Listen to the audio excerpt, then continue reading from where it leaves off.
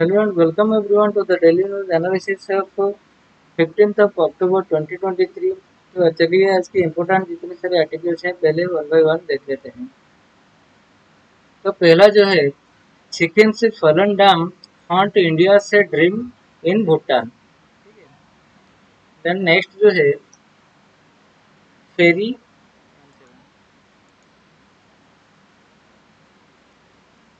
Then ferry to Sri files after 40 years। PM Modi confirms India's bid to host 2023 Olympics. 2023 Olympics India में होने के लिए confirm Modi ji ने confirm कर दिया है। ये पेज नंबर वन ये फिर पेज नंबर 1 का ही है। Then some FCRA listed NGOs failed to show the right area of work। Red Fort to host India's maiden art architecture and design biennial। Page 7। Center seeks inclusion of traditional medicine on WHO's list। Then Australian voter reject greater indigenous rights. Then next, how a 6.3 magnitude quake caused another of same intensity। Egypt is racing to eliminate hepatitis C. Then how is the IORA a key block for India? Then what will Israel Gaza offensive stop Hamas? Then where abortion laws in the spotlight again? Then Silk Route at crossroads, and Israel's missile defense shield. Then center unveils tradable green credit। तो इससे पहले उसे देखेंगे friends हम लोग 20th अक्टूबर से मतलब पूरा न्यूज एनालिसिस ही करेंगे।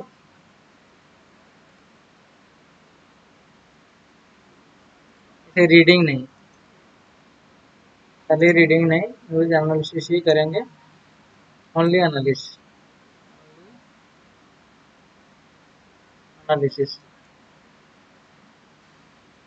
तो कीप इन टच। ओके, चलिए शुरू करते हैं वन बाय वन। पहला जो है सिक्किम से फॉलन डैम हंट इंडिया से ड्रीम in Bhutan.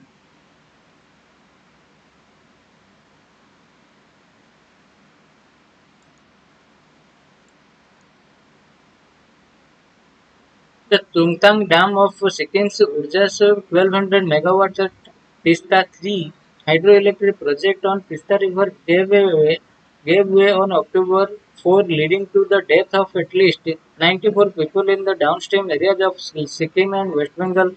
Devastation has refreshed worries over two of three Indian assisted under construction mega hydro projects in Bhutan.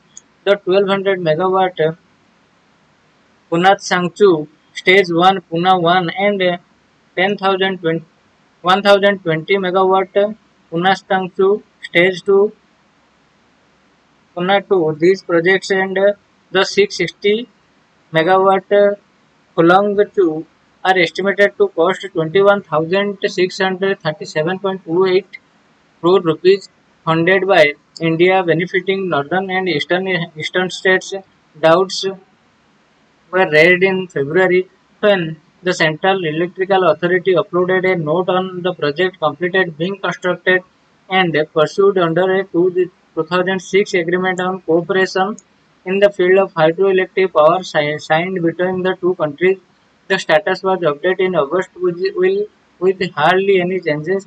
The CEA note on Puna 1 started in 2008 and expected to be commissioned in 2024 and 5.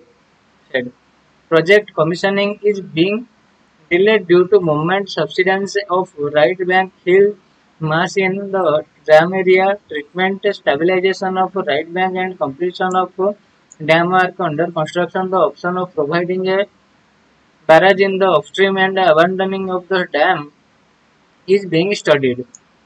On the Pune 2 targeted for commissioning in 2023-24, the note said the four geological strata and shear zone being encountered at left bank and foundation of dam at and HRT head race tunnel, a tunnel connecting water intake at dam site to powerhouse for generation of hydroelectricity. Remedial measures are under progress. According to CEA, the HRT for Pune 1 was completed in June 2015, while 99.53% of the dam excavations and 98.05% of underground powerhouse have been completed. In the case of Pune 2, 99.73% of HRT and 97.49% of the concrete dam had been completed. An Assam-based hydrologist, under condition of anonymity, said the rethink on the two Pune project is likely to entail an expensive design change. Pushing for dams reflects the failure of several Indian agencies in comprehensively assessing the fragile Himalayan geology, similar to Sikkim and Arunachal Pradesh flanking Bhutan. These agencies are the Central Water Commission, Geological Survey of India, WPCOS, WAPCOS, apart from the CEA, earlier known as Water and Power Consultancy Services India Limited. WAPCOS is a consultancy service provider under the administrative control of the Ministry of Jal Shakti. Unnat Sangchu has been a story of disaster with international landslide. Experts like Deve Petli having point out it was a blunder to start a dam at the location that seemed to be on the debris of a past landslide. Every environmental activist and water experts, Himanshu Thakkar said. Indian government officials said no final decision has been taken on the Bhutan project, but experts are studying the technical aspects of the project. Geological aspects are being reviewed by the dam option, the official said. The next ferry to Sri Lanka files after 40 years. Enhanced connectivity was being Enhanced connectivity was being bringing people of India and Sri Lanka closer. Prime Minister Narendra Modi said on Saturday at the launch of an international high-speed passenger ferry service between Nagapattinam on the eastern coast of Tamil Nadu and Konke Santhurai in the northern province of Sri Lanka. Union Minister Sarbananda Sonowal and Tamil Nadu Minister E.B. Velu flagged off the craft from the Nagapattinam port, making the resumption of the service after a gap of nearly four decades. Connectivity is not only about bringing two sides closer, it also brings our countries closer, our people closer, and our hearts closer. Mr. Modi said, emphasizing the role of trade, tourism, and people-to-people ties in promoting new opportunities for growth for the young people of both countries. In his remarks, he highlighted the rich history of maritime trade linked to Nagapattinam and nearby towns. The high-speed craft Cheriyapani embarked on its journey around 8:15 am with 50 passengers and 12 crew members headed by Captain Biju George. In video message, Mr. Modi and Sri Lankan President Ranil Wickremesinghe hailed this diplomatic effort and highlighted the importance of launching the ferry services between the two nations. The service was agreed upon during the latter's India visit last July. Calling it a new chapter in diplomatic and economic ties between India and Sri Lanka, Mr. Modi said the ferry service will help strengthen cultural, commercial, and civilization ties between the two nations. Connectivity was the central theme of the joint vision of the India-Sri Lanka economic partnership, Mr. Modi said, adding that India would take steps to resume the operations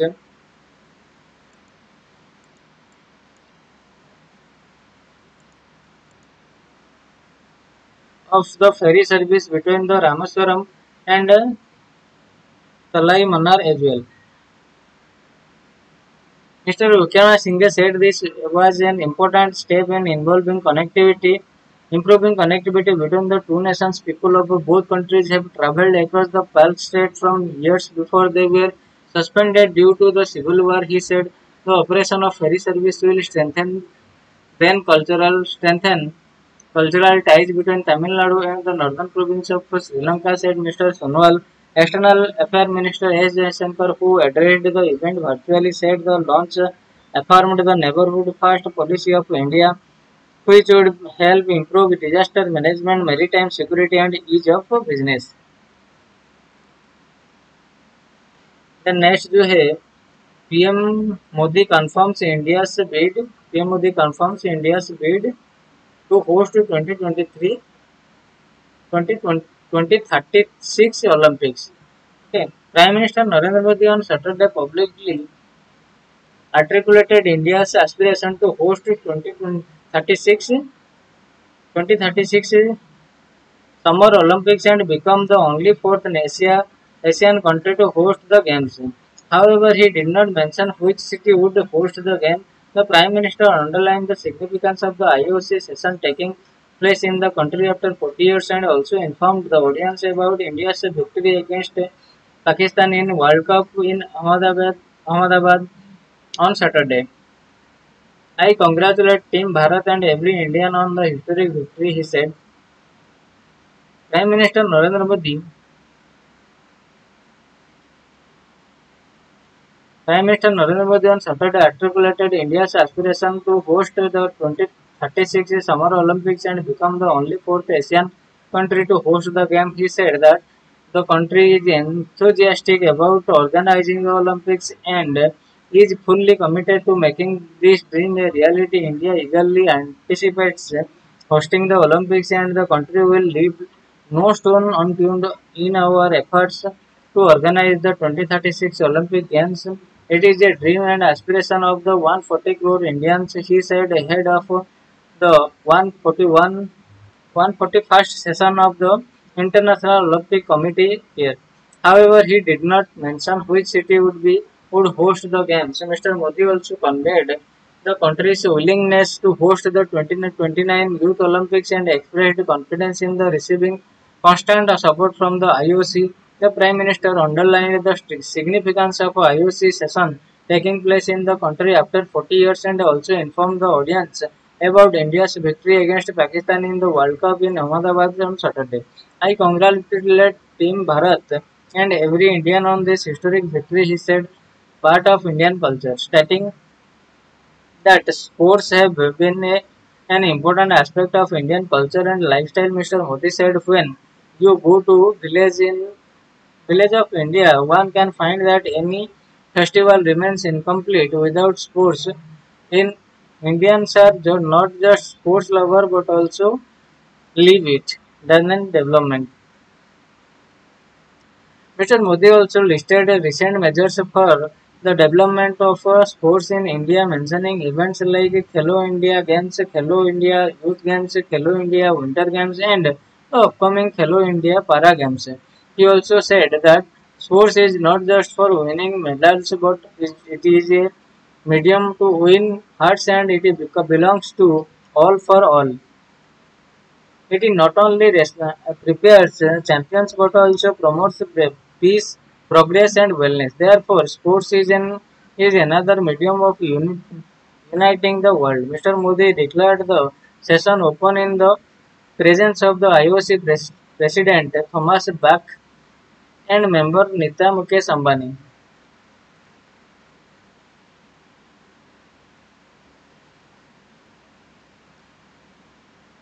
And ferry service to Sri Lanka is a blow to Lakshadweep. A blow to Lakshadweep. The launch of a new ferry service between Tamil Nadu and Sri Lanka has the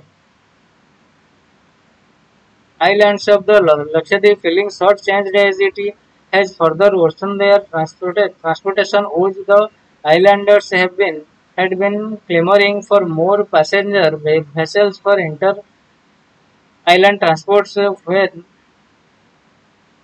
Teriapani, a high-speed ferry with the capacity to carry 150 passengers, was taken out of service within the island group and launched for the ferry service connecting Sri Lanka. Teriapani, according to Mohammad Faisal, who is awaiting restoration of his Lok Sabha membership representing the Union Territory, was one of the three high-speed vessels conducting inter-island ferry service, besides occasionally conducting service to Kochi in the mainland. Together, the three vessels had a capacity to carry 450 passengers. It is just a Bhaliapani and Karali now, with a combined capacity of 300 passengers, this is sure to further aggravate the transportation crisis faced by the islanders. The high-speed ferries are the ones that would play to the farthest island in the group. Minify this apart, there are just three intra-island ferries, each capable of carrying 50 passengers operating in the island group, but they are not cleared to operate to the mainland of the or the Minify. Said an islander on condition of anonymity. The islanders have been up in arms about the erratic service of the first five ships linking the island group with Kochi. Then next, some FCRA listed NGO failed to show the right area to work.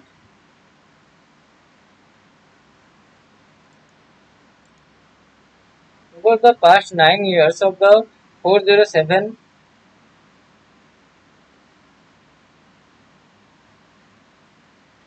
non-governmental organization that got approval from the Indian government to receive foreign funds for religious purposes. 194 showed they uh, they are they ran Christian programs so data available to the Union Home Ministry. However, there are several NGOs that have not listed region as at least one of their purposes, but are perceived to be working in that space. For instance, in the International Society for Krishna Consciousness is registered a social organization in Maharashtra and a religious one in Delhi. Its affiliate, the Akshay Patra Foundation, is an educational and social organization. Seva Bharati, the NGO affiliated with the Rashtriya Swayam Sevak Sangh RSS is a social, cultural and educational organization in different states. Registration under the Foreign Contribution Regulations Act FCRA 2010 is mandatory to receive donations from outside India. For this, the NGO or association must have a definite cultural, economic, educational, religious, or social programs and can register under multiple categories. While the Act aims at regulating both the acceptance and utilization of foreign contribution of foreign hospitality, it can also prohibit organizations from taking in these funds for any activity detrimental to the national interest. In 2023, the four FCRA registration cancelled on the grounds of violation are all of Christian organization Shekinah Prophetic Mission Trust Tamil Nadu, Holy Viraj Ministry Karnataka, and Kashmir Evangelical Fellowship and Bathel Charitable Trust, both Jammu and Kashmir. The last two were stripped of FCRA registration amid allegations of religious conversion and building churches in the Jammu region with the funds. Ministry of Data shows that 3217 associations were granted fresh registration from 2014 to October 1 this year. A breakdown of the categories showed that 194 NGOs were registered under the religious Christian, 139 under religious Hindu, 25 under Muslim, 29 Buddhist, 10 Sikhs and 29 others. Most NGOs were registered with multiple programs including religious. In 2023, out of 69 fresh registrations granted under the religious category, 26 were to a Christian program and 27 to a Hindu agenda. Of these, three each were registered under only under Christian and Hindu programs. The ministry's annual report of 2020-21 showed that nearly 50% registration requests were denied that year. From April 1 to December 31, 2020, the ministry granted registration to 127 but declined registration to 607 NGOs. Similarly, from April 1 to December 31, 2022, while 51 NGOs were granted FCRA registration, 153 were declined the registration. As on September 29, there were 16,686 NGOs with active FCRA registration. In India, the ministry informed the Lok Sabha in March that in the past 5 years it has cancelled the registration of 1,827 NGOs.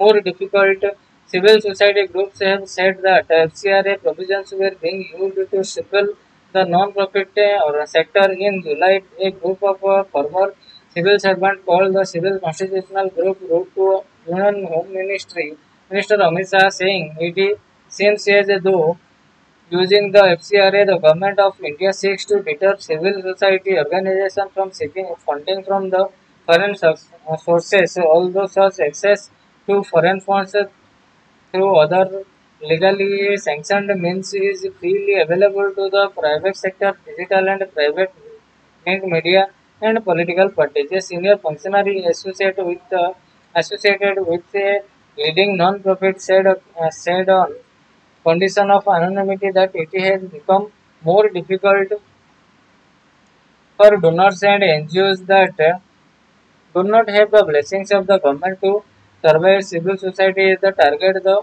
functionary said.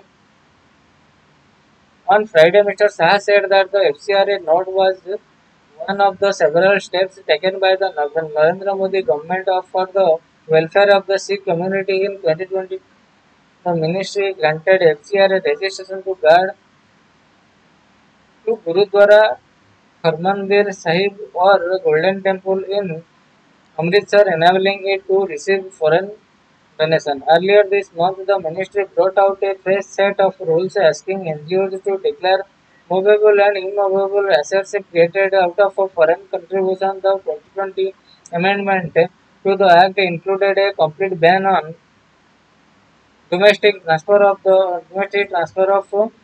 foreign funds, a reduction of affirmative expenses limit from the 50% to 20%, opening of a designated FCRA account with the State Bank of India branch in Delhi, and recording of Aadhaar of all key functionaries on October 27, 2022. Mr. Shah said at the State Home Minister Conference in Faridabad that the amendments to the FCRA in 2020 had successfully prevented the misuse of the foreign funding and effective monitoring had become possible. Therefore, to host India's maiden art, architecture and design panel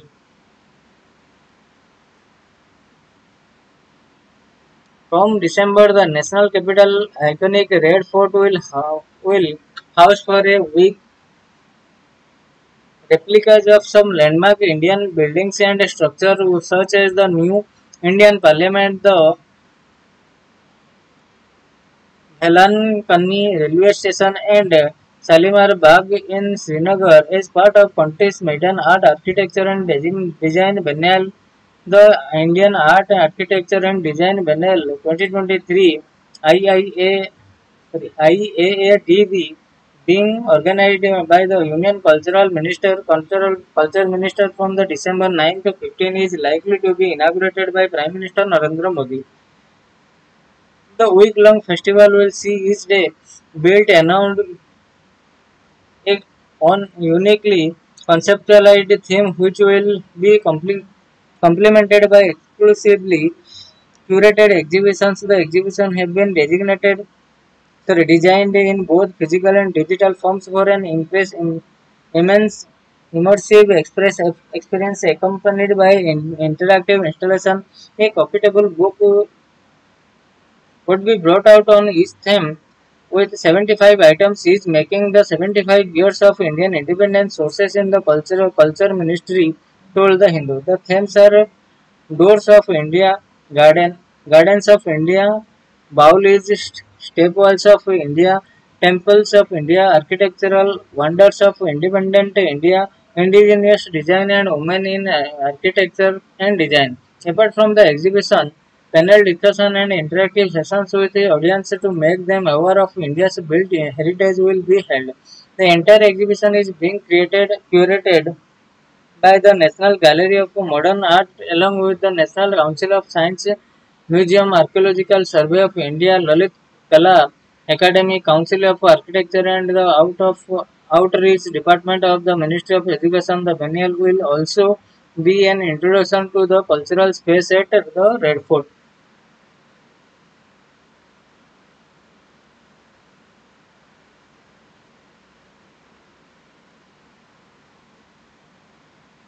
Center 6 Inclusion Center seeks inclusion of traditional medicine on WHO list.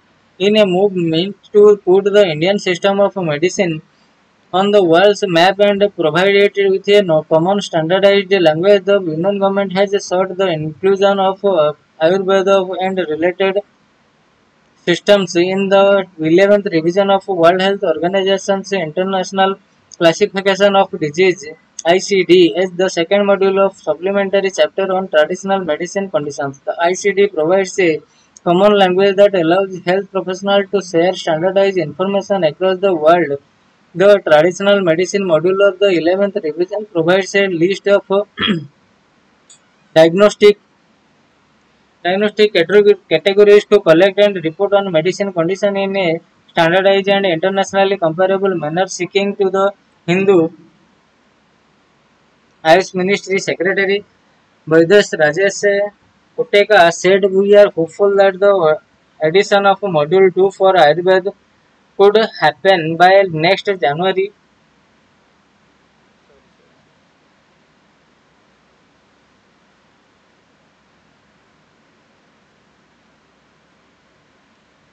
to be aid research. Ayurveda and related Indian traditional healthcare system are formally recognized and widely practiced healthcare systems in India, which is making a strong and valid point for its inclusion, says Mr. Kotecha, adding that efforts to effectively regulate traditional medicine as an international medicine as an integral part of India of health system required standardized and evidence-based information. Mr. Kotecha further explained that the traditional medicine chapter under ICD 11 is a formative step for the integration of such forms of medicine into a classification standard used in conventional medicine. It also provides the means for doing research and evaluation to establish its efficacy. He said the ministry added that this chapter would also help to respond to the growing demands for the more and better regulation of traditional medicine and its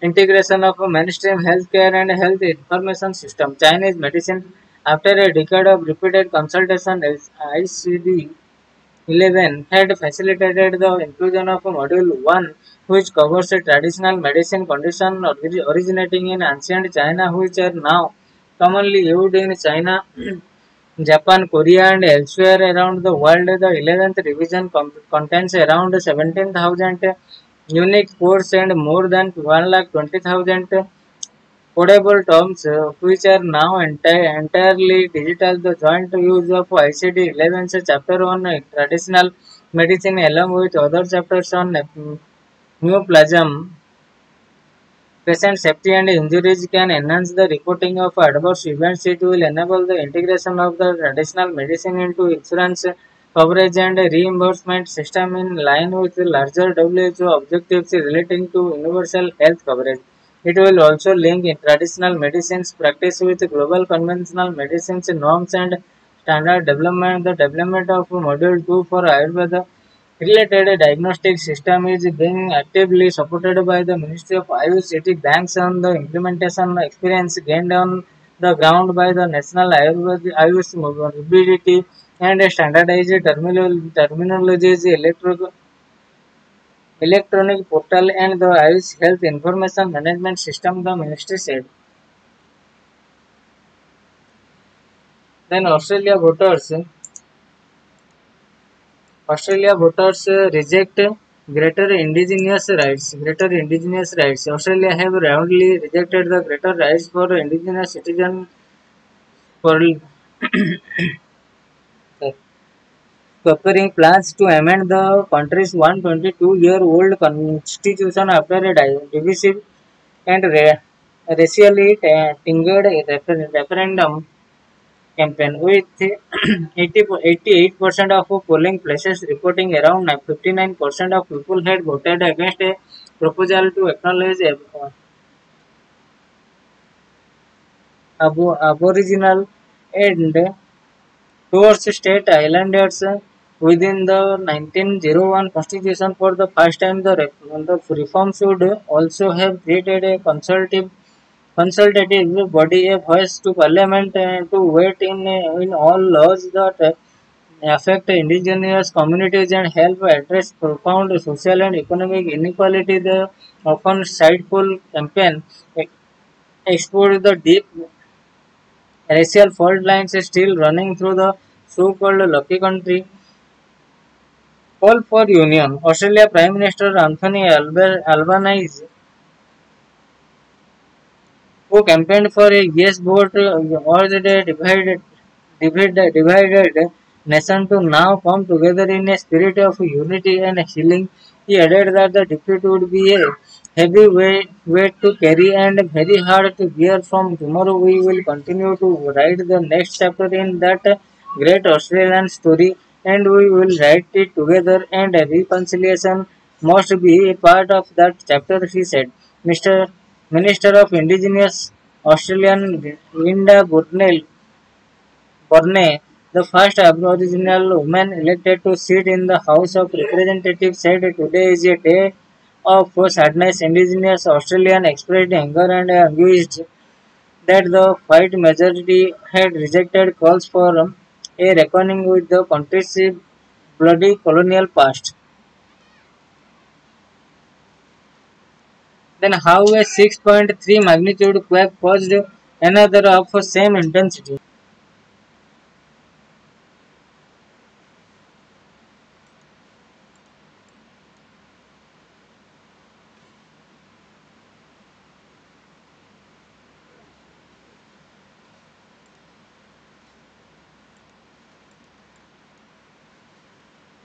In what can be termed as unusual to shallow focus, so 14 kilometer depth, the earthquake of 6.3 magnitude struck about 40 kilometers northwest of Herat in Afghanistan at around 11 a.m. local time on October 7, Saturday. The earthquake occurred as the result of a thrust faulting near the far western terminus of the Hindkush mountain range. Just 30 minutes after the first quake, Herat was struck by another shallow earthquake about 13.5 kilometer depth of the same intensity 6.3 magnitude fault plane. According to the US Geological Survey, earthquake was followed by a second earthquake with 6.3 magnitude that occurred approximately 30 minutes later. Both earthquakes occurred on the east-west striking fault planes that dip to either the north or south.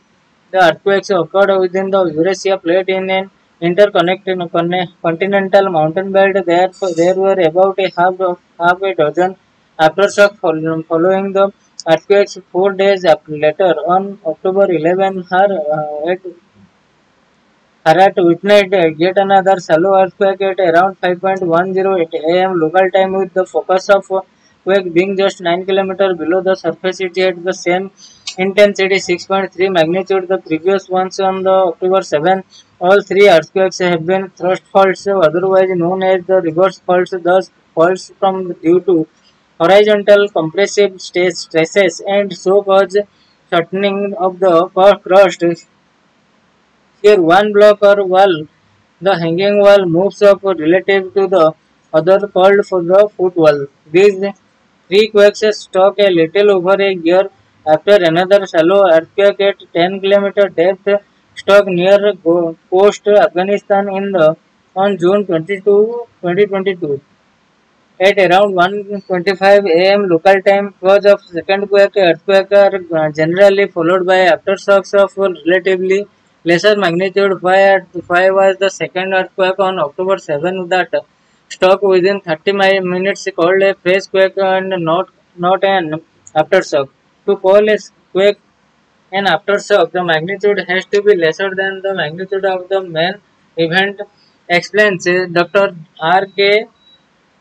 Chadha, former senior scientist at the Hyderabad-based National Geophysical Research Institute (NGRI) and currently Radharaman Fellow at NGRI. A quake, a quake of 6.3 magnitude was followed by another of the same magnitude. This can help when a fault at one place ruptures, resulting in one earthquake that releases the stress. The release of stress in one fault results in loading of stress at another fault. The loading of stress can result in another earthquake, which can be of a similar magnitude or even higher magnitude. But the magnitude was not smaller than the earthquake. In the case of the October 7 earthquakes, the two quakes occurred in the same fault. Generally, in Afghanistan, the fault can be very long and wide in subduction zones and in the Himalayas, where there is interaction between two continental plates. The fault length can be very large and also very wide. This is the reason why an earthquake in the fault can trigger another in the same fault. He says the second earthquake occurred quite close to the first one, another 20 about 20 km distance in the same fault. In the same fault, the two faults. When I see the three earthquake in the two parallel faults, there could be an interplay. Sorry, interplay of these faults. He says all three earthquakes are quite close by, and if you see the location of all the three quakes, there is a systematic migration pattern visible. In this case, there is a magnitude of quakes from west to east in any thrust fault environment. In a subduction zone, there will be a series of parallel thrust faults. In this case, the faults are aligned in an east-west directions. The two faults on October 7 and the one on October 11 have been on two faults trending east-west. Dr. Chadha adds the precise location of the earthquake epicenter on October 7 was 34.610 degree north and 61924 degree east, while the October 11 earthquake was 34.5557 degree north, 62.6045 degree east. Earthquakes are quite common in Afghanistan due to the active interaction between three tectonic plates, the Arabian, Eurasian, and the Indian plates.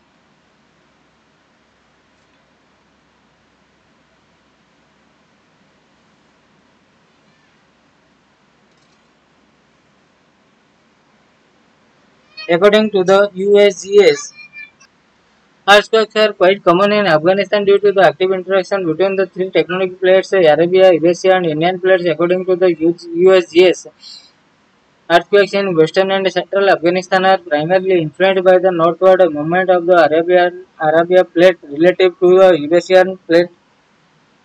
According to USGS, beneath the Pamir Hindu Kush mountain of the northern Afghanistan, earthquake occurs to depth as great as 200 km as a result of a remnant lithosphere subduction. Shallower coastal earthquakes in the Pamir Hindu mountain occur primarily along the main Pamir thrust and another active quaternary faults which accommodate most of the region's coastal shortening. The western and eastern margins of the main permafrost display a combination of a thrust and a strike slip mechanism, notes USGS.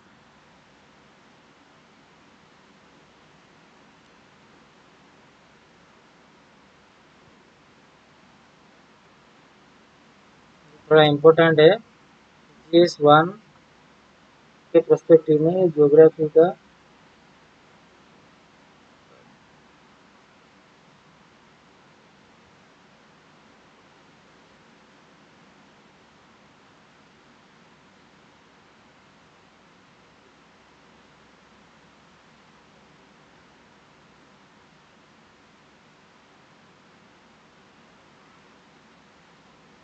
Tectonic plate and earthquake के हिसाब से ये ज़्यादा important है। ये थोड़ा question आ सकता है, यहाँ से प्रीलिम में क्वेश्चन आ सकता है, थोड़ा ये देख लेंगे आप लोग, है ना। Then Egypt is racing to eliminate hepatitis C.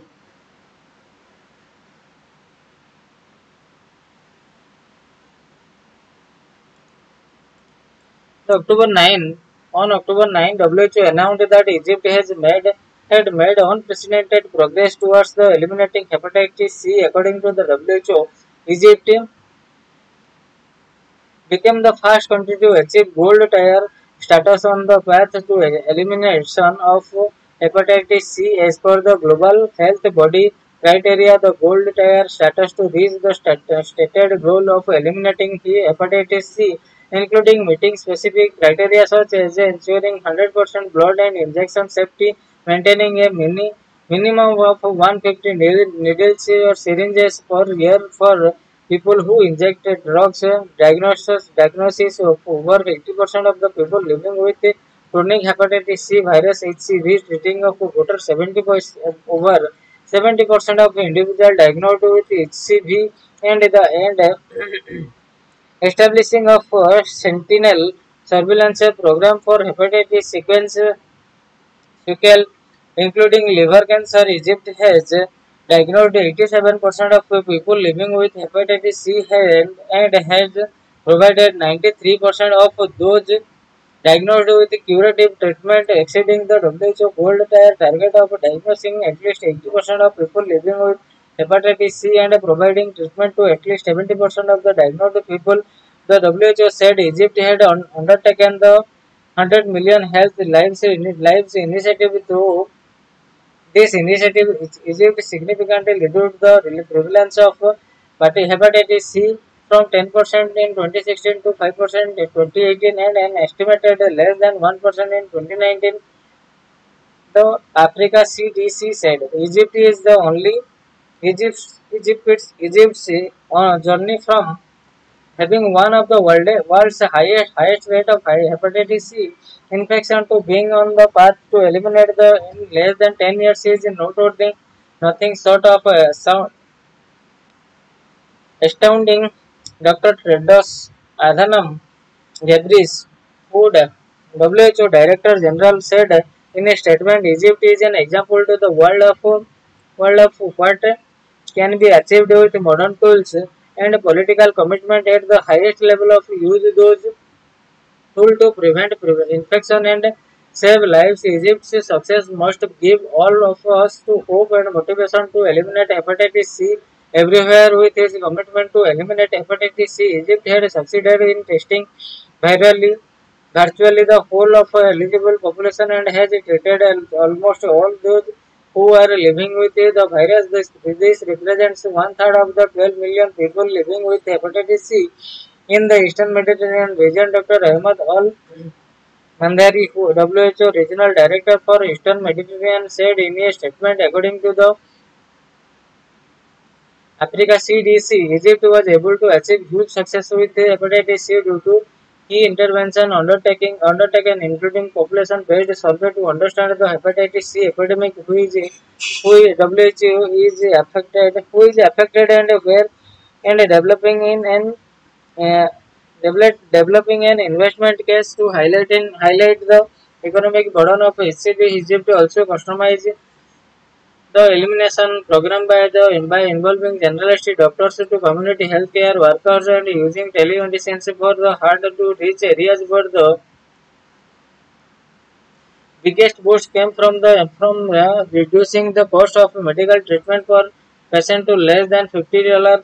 Though local manufacturing hepatitis C infection is unevenly distributed globally, with these regions accounting for the most European 22%, Southeast Asia 20%, and Eastern Mediterranean 17%, according to a 23 WHO document in 2019, there were 1.5 million new infections with one third of the new HCV infection occurring in the Eastern Mediterranean region. The prevalence of hepatitis C across the world in 2019 was 58 million through uncertainty blood and blood products and inadequate sterilization of medical equipment in healthcare settings are two important routes of virus transmission. The most common route of virus spread is through unsafe injection practices. The use of safe injection has, however, reduced new hepatitis C infections.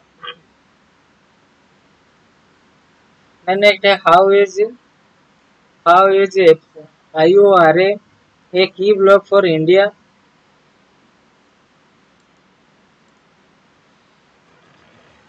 As the Indian Ocean Rim Association managed to keep our big power rivalries what are the its focus areas.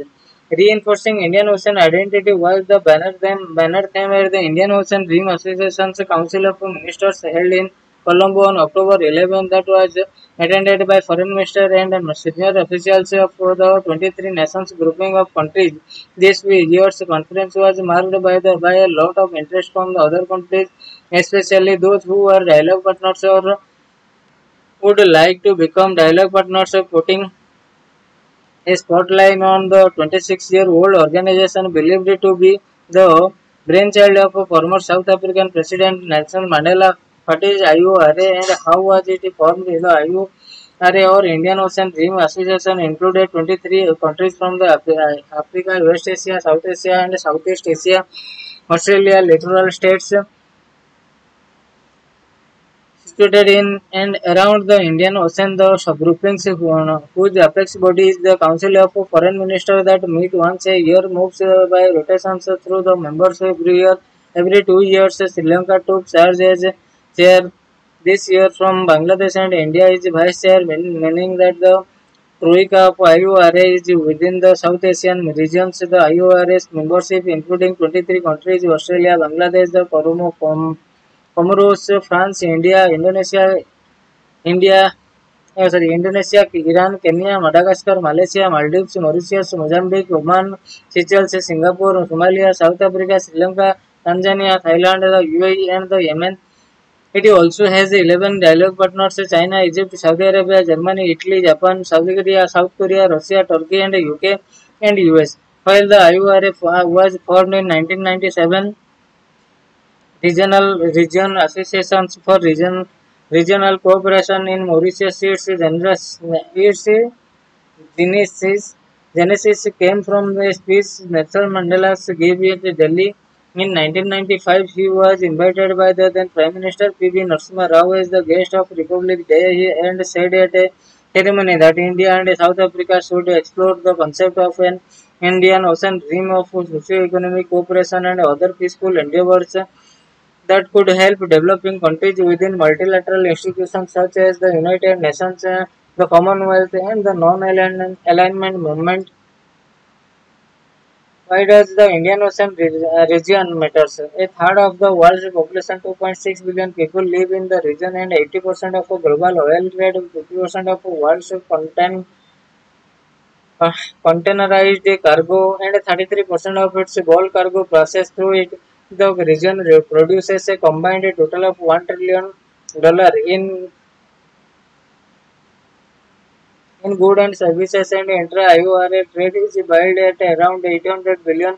India, other regional organizations like SARC, South Asian Association for Regional Cooperation, and BIMSTEC Bay of Bengal Initiative for Multisectoral Technical and Economic Cooperation face their own challenges. While the quadrilateral security dialogue has made progress, it remains US-led along with military allies Australia and Japan. Meanwhile, China is actively trying to rope in India's neighbors with a grouping like the Belt and Road Initiative, Indian Ocean Region Forum on Development Cooperation, China South Asian countries poverty alleviation and cooperative development centers, which exclude India. IORA, however, remains a safe space for India and other countries of the region that wish to keep out the constant challenge of big power rivalries. IORA membership is based on consensus, and Pakistan has not been admitted the grouping since it first applied in 2001 on the basis that it has not extended MFN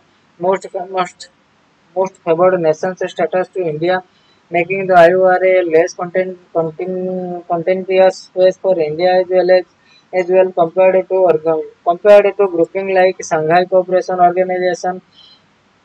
What does IORA focus on according to its charter? IORA seven priority areas are maritime safety, security, trade and investment facilitation, fisheries management, disaster risk management, academics, science and technology, tourism and cultural exchanges, gender empowerment. The IORA also runs a special fund in addition disbursing $80,000 to $1,50,000 for project grants to members and has a particular focus on climate change. It is clear that the strategic issues and the importance of keeping a free and open sea lane guarding against piracy have become an integral part of the discussion. Speaking at the conference this year, External Affairs Minister S. Jaishankar stressed the importance of maintaining the Indian Ocean as a free, open, and inclusive space where there was a respect for sovereignty and territorial integrity based on the United Nations Convention on the Law of Seas and in comments understood to be aimed at China warned on danger of hidden agenda, unviable project or unsustainable depths to countries in the Indian Ocean region.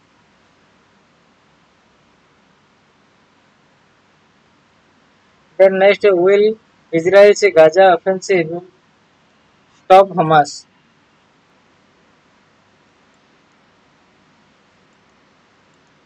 Will Israel's Gaza offensive stop Hamas? In October 7, a Jewish Sabbath day, Hamas launched a surprise attack into southern Israel, raiding its military base and residential areas, killing at least 1,300 people and injuring thousands more. The Hamas attack has triggered a massive military response from Israel, which has been compounding Gaza ever since, using missiles, jet, and dangerous munitions, including what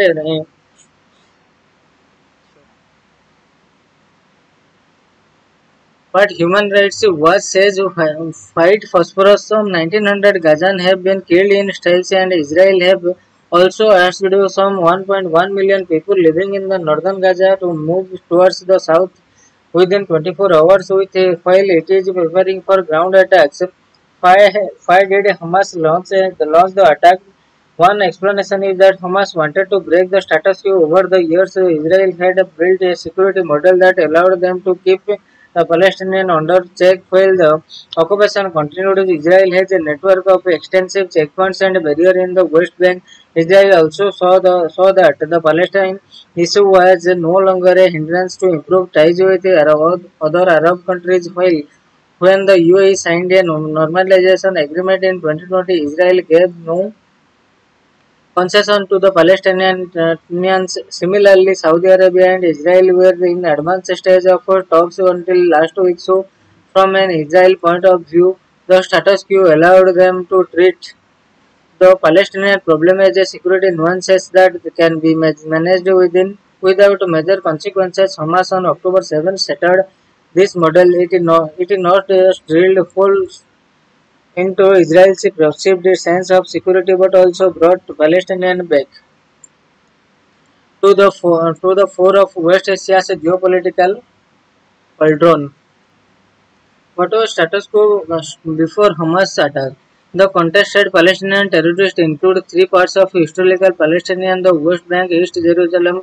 Both were captured by India, Israel from Jordan in 1967. The Gaza Strip occupied in the same year from Egypt. There is no geographical contiguity between the West Bank, which is on the western bank of the Jordan River, and Gaza Strip, a tiny enclave sandwiched between the Israel and Mediterranean Sea.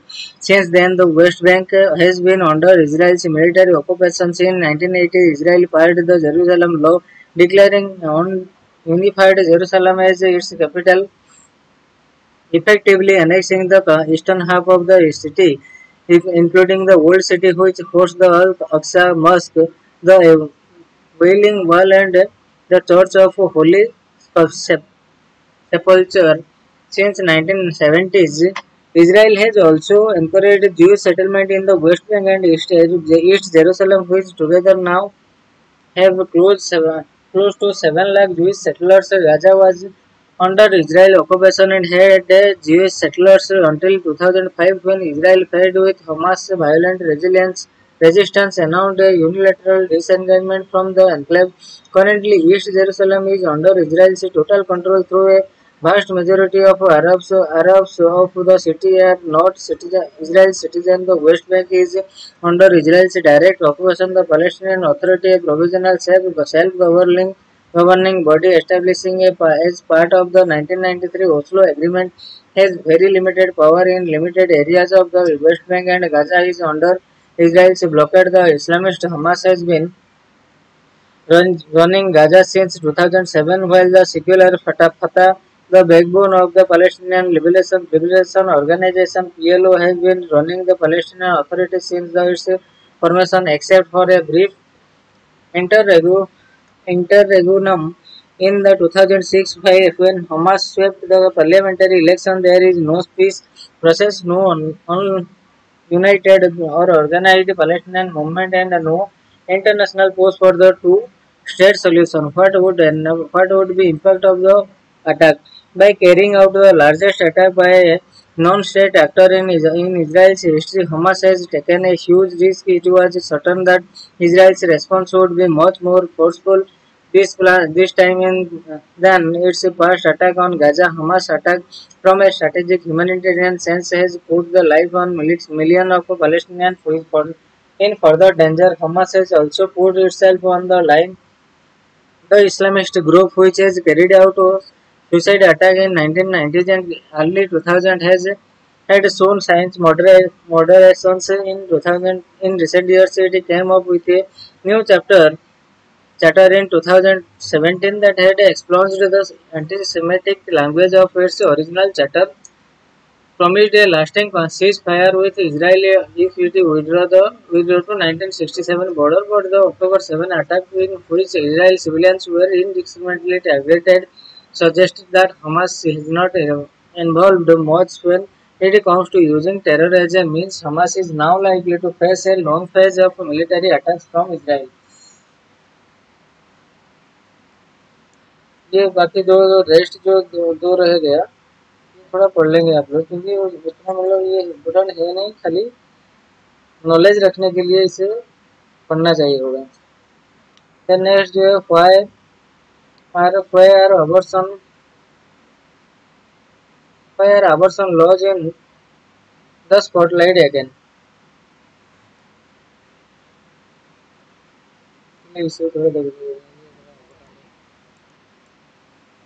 A married woman 26-week pregnancy has approached the Supreme Court seeking to terminate her pregnancy, citing inability to take care of the child due to postpartum depression and other health issues. She has two other children. The Supreme Court on October 9 agreed to her plea, but 2 days later, a two-judge bench of Justice Hima Kohli and B.V. Nagarthana delivered a, delivered a split verdict when the government bandaged A report from All India Institute of Medical Sciences which said that the fetus was viable and had a heartbeat aborting it at this stage would mean either putting a stop to the heartbeat or delivering the baby prematurely, which might lead to severe complications, both mental and physical, for child. The case was then referred to a larger bench headed by the Chief Justice of India, which has observed that the highest court of the land cannot look, overlook the rights of an unborn child, thus igniting a pro-life versus pro-choice debate. What does the MTP have to say? According to the Medical Termination of Pregnancy Amendment Act 2021 opinion of the only one registered medical practitioner will be required for abortion of a fetus up to 20 weeks of gestation and two for the termination of pregnancy from 20 to 24 weeks of termination of a pregnancy of gestation. The opinion of a state level medical boards is required for abortion of over 24 weeks in case of suspected fetal abnormalities. However, how is the 2021 law different from the earlier 1971 MTP Act? The 2021 Act increased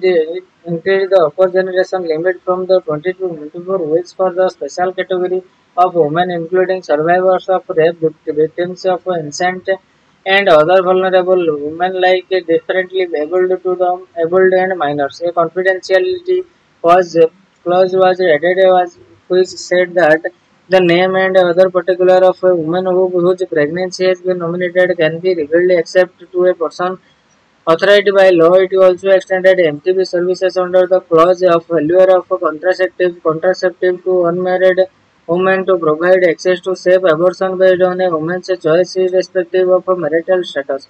What is the global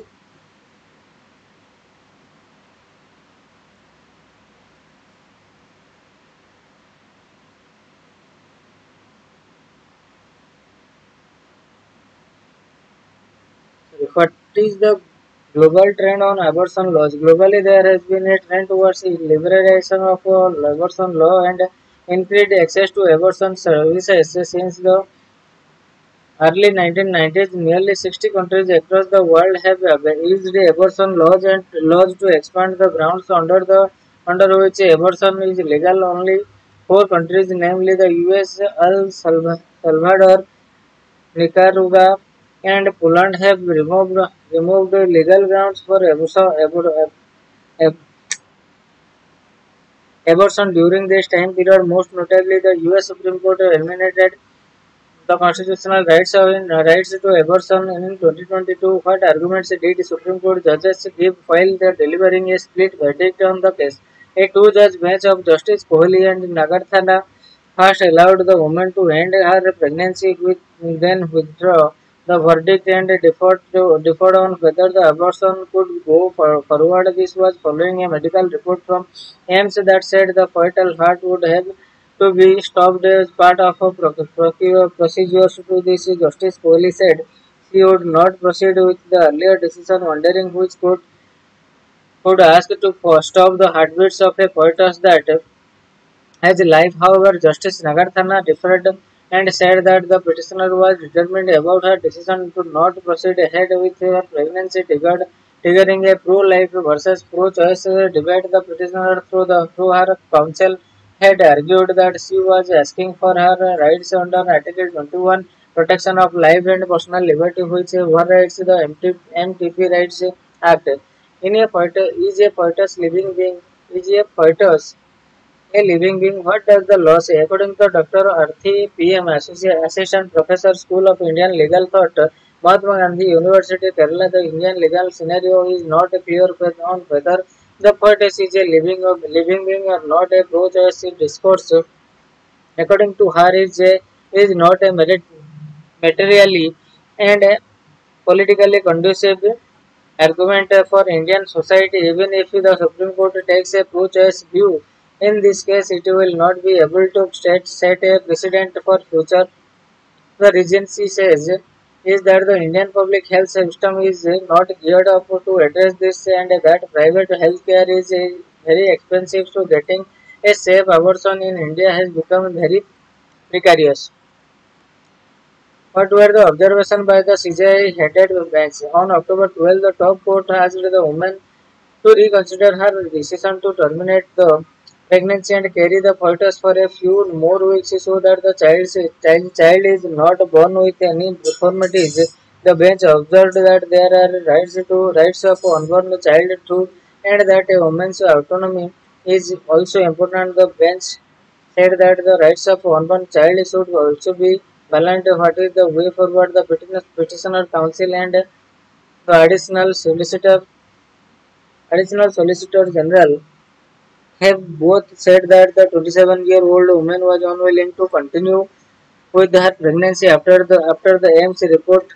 She has said that she was under medications for postpartum depression and other medical issues. The three-judge bench headed by the CJI asked the AMC medical board to examine if there is an abnormality in the fetus. The apex court also asked the medical board to examine the health status of a woman who says she is suffering from a depression and severe postpartum psychosis. The government has also offered to take care of child and put it on up for adoption if the woman agrees to carry it full term.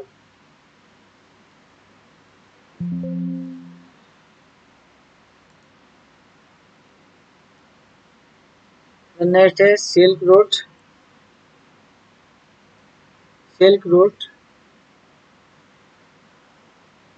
at crossroads. At a crossroads. पूरा आप लोग देख लेंगे. Then Israel missile defense shield.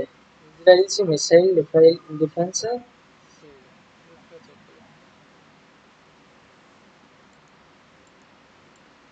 On the morning of October 7 around 6:30 local time in Israel, air raid siren went off warning citizens of an aerial attack. Such instances had occurred in the past. However, this time it was different. This was a multi-prolonged attack by Gaza by the militant group Hamas from land. Around 2,200 rockets were fired towards southern and central Israel, according to the Israel Defense Force (IDF). Many of them were shot down by Iron drone of defensive shield while some landed in populated areas. Iron Dome is a short-range anti-rocket, anti-mortar, and anti-artillery system with an intercept range of 2.5 to 43 miles, and was developed by Rafael Advanced Defense System of Israel. According to the U.S. Congressional Research Service, Israel has at least 10 Iron Drones batteries deployed throughout the country, each designed to defend a 60 square mile populated areas and can be moved as a threat change. It's noted Iron Dome targeting system and radar fast track the trajectory of an incoming projectile and are designed to fire its interceptors only at those which are likely to land in populated areas or important areas targeted in the past. Israel has put Iron Drone's interceptions rate at a high as 97%.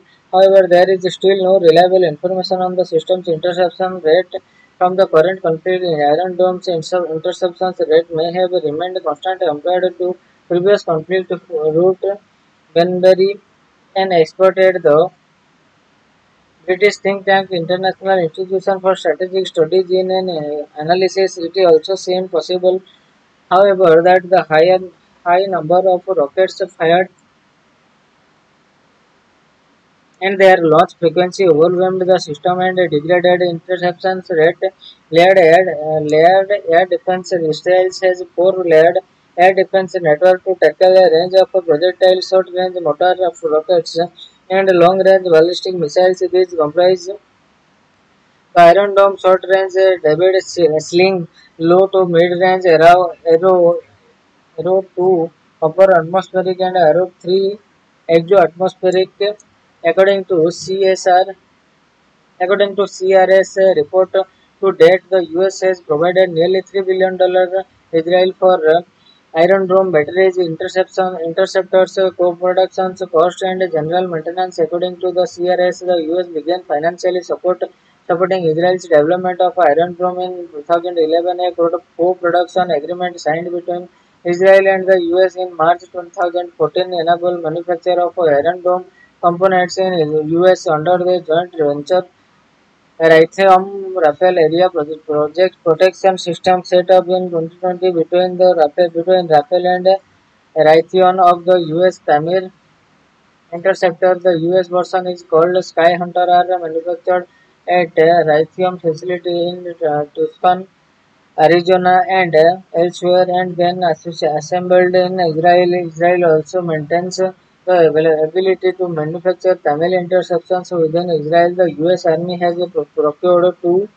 Iron Dome batteries from Rafael at a cost of $373 million. Currently, the US Marine Corps is evaluating Iron Dome to fulfill its medium-range interceptor capabilities.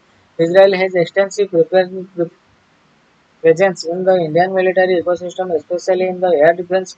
In the past, Iron Dome was pitched to India to tackle threats from across the line of control, especially by terrorist groups. However, it did not fructify as India does not face such extremely close range threats. Instead, the Indian military had expressed interest in the aero system. Eventually, India procured some air defense elements and radars to take forward its indigenous ballistic missiles defense system. Since the start of the war in February 2022, Ukraine has just repeatedly sought Israel-made weapons, including the Iron Dome. Everyone in Israel known that your missile is defense is the best, and you can definitely help us to protect our lives, the lives of Ukrainian Jews. Ukrainian President Vladimir Zelensky said in March 2022, addressing the Israel instead by a video. Both the continued efficiency of Iron Dome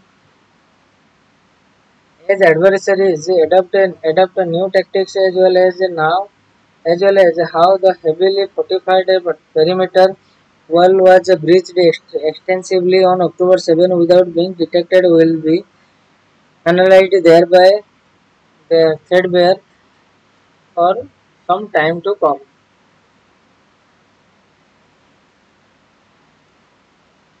Next है the detective economics का देखेंगे ये वाला question. Then last का जो है centre engilsh tradable green credit. The government has introduced a special program allowing an individual or entity to earn green credit and trade it on a dedicated exchange. Green credit refer to a unit of an incentive provided for specified activity that deliver a positive impact on the environment. A green credit program is being launched at the international level to leverage a competitive market-based approach for incentivizing environmental actions of various stakeholders. The Environmental, Forest and Climate Change Ministry said in a notification, this program is a follow-up action of the lifestyle for environmental campaign. The notification added that the new program is a voluntary one. This program will cover 8 types of activities: the tree plantation, water management, sustainable agriculture, waste management, air pollution reduction, and mangrove conservation and restoration. To get the green credit, one need to register the activity with the administrator through a website. The activity will then be verified by a designated agency and based on its report, the administrator shall grant the applicant a certificate of green credit. Trading platform. The calculation of a green credit shall be based on the equivalence of resources, requirement, parity of scale, scope, size, and other relevant parameters to achieve the desired environmental outcomes. The notification said a green credit registry will also be included. The administrator will establish and maintain a trading platform. The notification said the program would intensify his environmentally positive actions via a market-based mechanism and generate green credit which shall be made available for trading a domestic market platform. The initiative aims to encourage industries, companies and other entities meet their obligations under any law that is in force for the time. However, the green credit generated or procured to fulfill any obligations in compliance with any law shall not be tradable. The notification clarified that the green credit program is independent of the carbon credit provided under the carbon credit trading system 2023 under the Energy Conservation Act 2001 and environmental activity generating green credit may have be climate benefits such as reduction removal of carbon emissions and may get carbon credit, it is said. So friends, this is all for today and we will meet from tomorrow onwards with news articles. So till then, thank you, thank you a lot for listening.